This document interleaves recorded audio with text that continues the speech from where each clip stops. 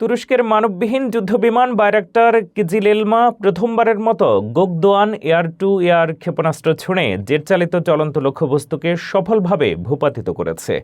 Murad AESA radar ব্যবহার করে সম্পূর্ণ এই পরীক্ষা বিশেষ মানববিহীন যুদ্ধবিমান প্রযুক্তিতে নতুন মাইলফলক তৈরি করেছে। আকাশযুদ্ধ প্রযুক্তিতে নতুন ইতিহাস গড়ল তুরস্ক। মানববিহীন যুদ্ধবিমান বাইরাক্তার কিজিলেলমা প্রথমবারের মতো আকাশ থেকে আকাশে নিক্ষেপযোগ্য ক্ষেপণাস্ত্র ছুঁড়ে সফলভাবে ভূপাতিত করেছে জেট ইঞ্জিন চালিত চলন্ত লক্ষ্যবস্তু। এই অর্জন বিশ্বেই প্রথম।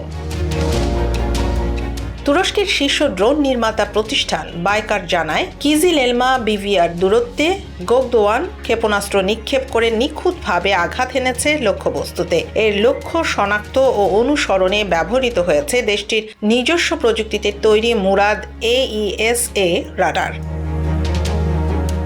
রাডারের শনাক্তের পর কিজিলেলমা ডানার নিচে স্থাপিত পড থেকে ক্ষেপণাস্ত্র ছোড়া হয়। এই পরীক্ষার মাধ্যমে প্রথমবার কোনো মানববিহীন যুদ্ধবিমান আনুষ্ঠানিকভাবে পেল পূর্ণাঙ্গ আকাশযুদ্ধ সক্ষমতার স্বীকৃতি।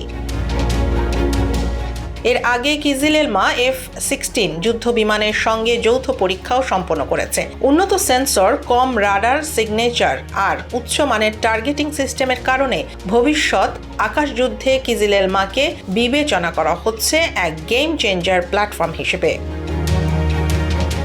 বাইরাক্তার বলেছে, আজ উন্মোচিত হলো উড্ডয়নের এক নতুন যুগ।